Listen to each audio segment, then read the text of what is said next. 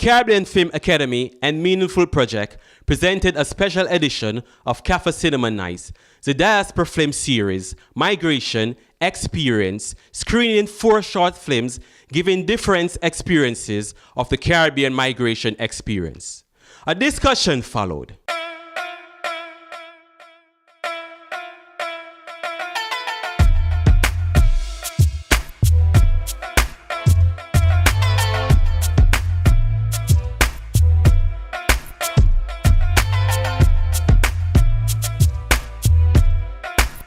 Tonight our theme was the Caribbean migration experience, and we picked 4 films from 4 different Caribbean countries, all describing different aspects of that experience. So the first film is a film called Ticoc, and it was made in Martinique, and it's a story that described what the life a little boy led after his mother left to go to France and left him with his grandmother.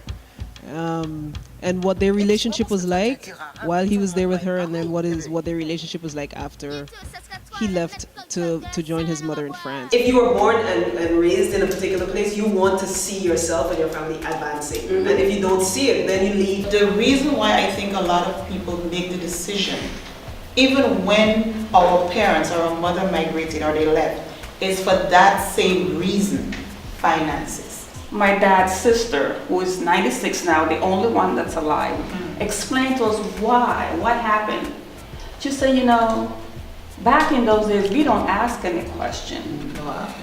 And if we asked, we wouldn't get an answer. I didn't even know there was a term called viral children. I thought that was me. I thought that was my experience. The second film is a film called Yolanda by a Puerto Rican filmmaker. His name is Christian Carretero. And that film described or told the story of a woman who's migrating from the Dominican Republic to Puerto Rico. It's hazardous. It's, a part of the trip is overland, a part of it is by sea, and there's no guarantee that people leaving the DR will make it to Puerto Rico. But in her case, she actually needed to make this trip. So the film just basically explored what it took for her to leave and what the journey was like for her. To get to Puerto Rico.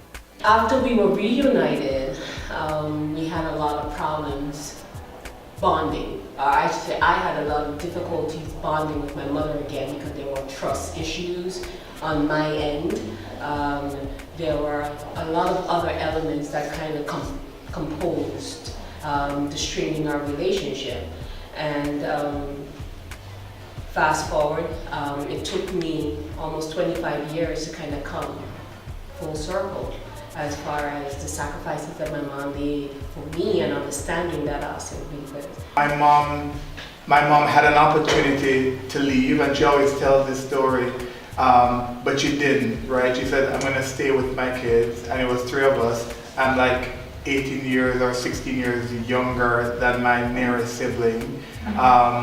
And she stayed with us. Things weren't always good. I always tell people here, do you know what bagasse board is? Well, my house was partially made of bagasse, right? I was telling a coworker of mine, I shared a cot with somebody else from the country who, came to town for school. Wherever you move the bed, it was still getting wet. But, I don't think I am worse off for it, right? And I appreciate the fact that she stayed. I'm much better for her having stayed, and so I think that's an important narrative for us to share with people. I remember being 11 years old when she'd come for a visit, and how it hurt me when she was leaving.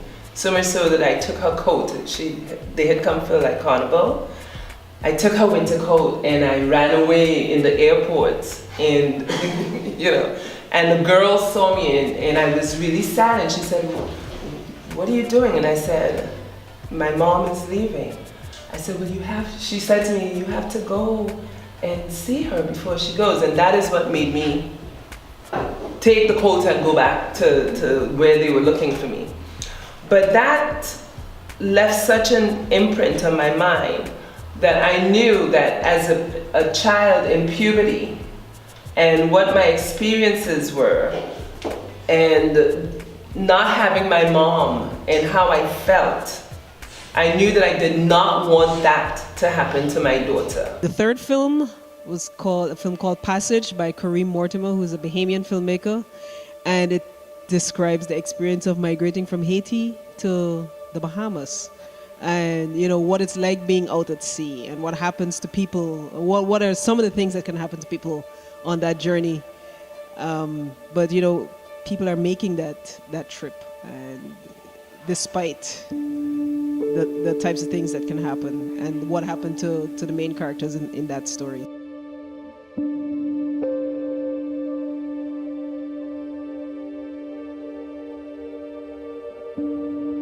The last film is a film called Scars of Our Mother's Dreams by Mashaida Philip, and that's a Grenadian film, and it basically is a documentary that looks at what happens to children after their parents leave.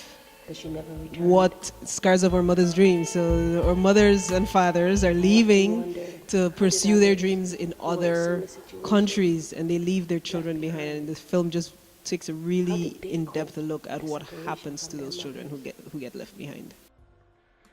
So I went in search of answers. Scars of Our Mother's Dreams were inspired by my own personal story, and I was in search of finding answers to see if there were any other individuals out there who shared similar experiences like I did. And I basically went back to Grenada in search of answers. If you want to see films by Caribbean filmmakers telling our stories, seeing ourselves on screen, hearing our accents in these films, and just having that kind of access to films of filmmakers in New York, come out to our screening series. We have the Caribbean Film Series at BAM, which in 2018 we'll be showing films in February, April, June, and November, and then we'll have the Cinema Nights, which people need to just follow us on, or subscribe to our website, caribbeanfilm.org, or follow us on social media. We're Caribbean Film everywhere on Facebook, Twitter, Instagram, to get information on when we're showing films. But we'll be showing films practically every month of the year, starting in February of 2018.